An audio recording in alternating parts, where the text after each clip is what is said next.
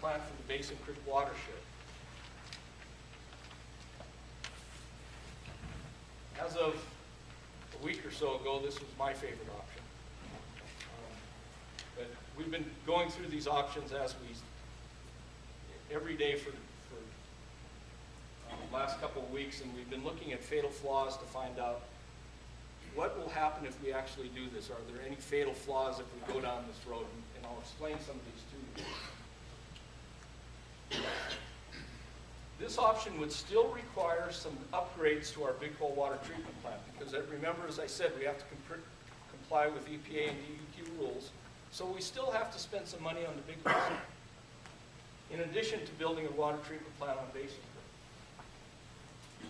This option also requires that storage tank on the south end of town and piping to connect that to the town. One of our major disadvantages with this option is that Mammoth Creek water right that I talked about. Even though it's, I think, an 1863 water right, we're not senior on that water right. There's a fellow that lives in Whitehall that's senior to us, and if he calls for the water in a drought period of time, we have to turn the valve and we have to send that water to Whitehall. It's one of our major water sources to the big Basin Creek supplies. So what it does is it means that in some cases during drought years, we may not have that Basin Creek water. We may not have that supply, even though we put a treatment plant in. We may not have that water supply for domestic uses as much as we need. And secondarily, it doesn't leave any room for growth. We will be maxed out on our treated water, and that's it. There's no more Basin Creek water that we can get in any way, shape, or form. And there's no more big hole water that we can get. We're maxed out. But it's still a good option. It's still viable. And here we show the map of the Basin Creek system, and when you look at this, you can't see it here, but you'll be able to see it on the bigger maps. It will show you the piping changes that we have to put in place and where we're proposing to put the tanks and the treatment plant. I will say that if we put the treatment plant on Basin Creek, we'll have a very, very good quality water that meets all the regulations.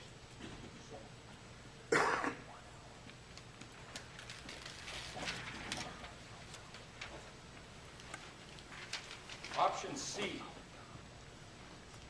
Option C is a great option, and if I could go back in time, this would be the option that I would pick. Option C is to build a brand new water treatment plant at the Colorado Hill tank. That's our main #1 tank in Butte. We would consolidate all the raw water sources that we have and bring them to this water treatment plant. We bring Silver Lake water there, we bring Big Hole water there, and we bring Basin Creek water there. It's all feasible and very doable. What it would mean is we would be abandoning our Big Hole water treatment plant that's only 25 years old. We'd also abandon our molten treatment plant that's same vintage. So we'd be having to abandon those brand new structures to build this new one. And as I said, if I could go back in time 20 years, we'd have built this one without building the other two, but it didn't happen. We threw this option C out because the cost is prohibitive. This cost in the high range, I believe, is $106 million, and it's just too expensive. It's just out of range for all of us. So finally, I'm going to talk about option B, which is now the recommended option.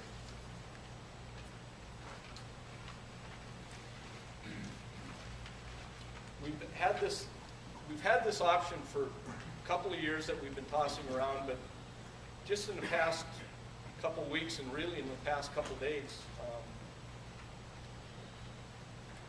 we finalized this option. We were sending emails during the Super Bowl and finalized this thing. Because at the last minute we had to find out if we actually could get power. We did. We found two sources of power, thanks to our consultant.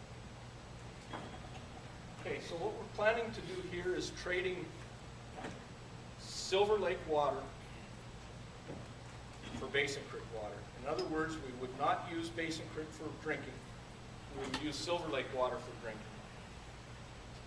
We would construct the exact same treatment plant. Instead of putting it on Basin Creek, we put it on at Feely and treat Silver Lake water. This option still requires that same water tank on the south end of town. We still have to build that. And we have a lot of piping that would have to be done, but that piping is required in any of the options. This is the least cost option because we have to pump less water than any other option. It also provides us the greatest flexibility in operation, and there's still that potential for growth for the community. If the community grows, we have enough water to satisfy that because we have enough water rights on the Silver Lake system.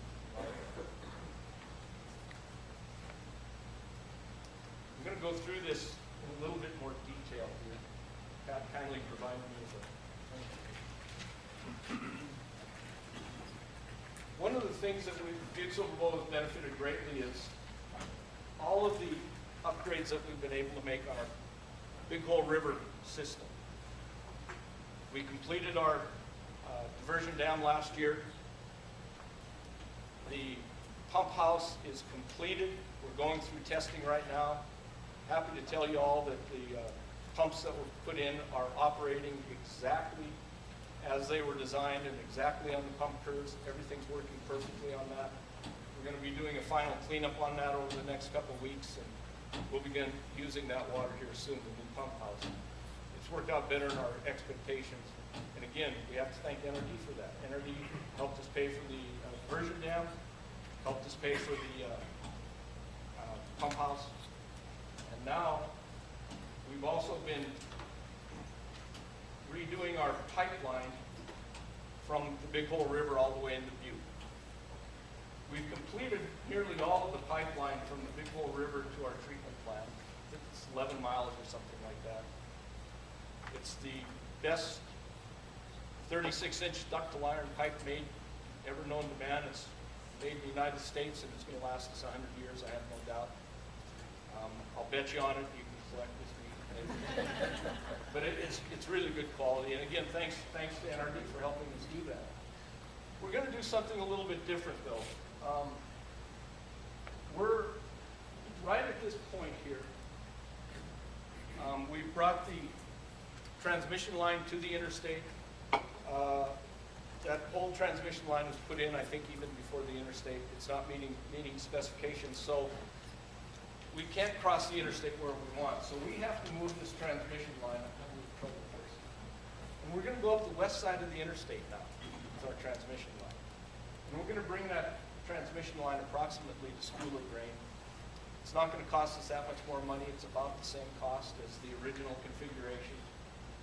But what it does is it's a lot easier digging. It's going to be a lot easier to put in. We have better access. So we hope to save some money there. But what it'll do is it'll bring us a little bit closer to the Tiffin. We already have a Silver Lake water line that comes from Ramsey and it goes to REC. It's a 30-inch ductile iron water pipe.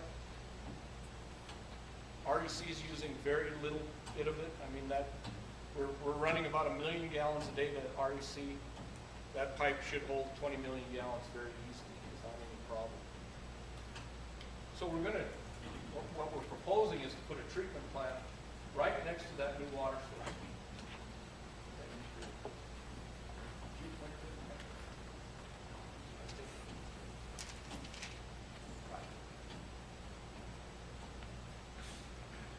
So we're going to what we're contemplating is a treatment plant right next to the water pipe that's essentially on Rick Jones Way. This is why this option is so inexpensive, is we already have some of the infrastructure built. We'll treat about 7 million gallons of Silver Lake water. We will then convey that water in a pipe to meet up with the Big Hole transmission line. We'll run that water across the interstate and then up to the rocker tank and then up to the Colorado River.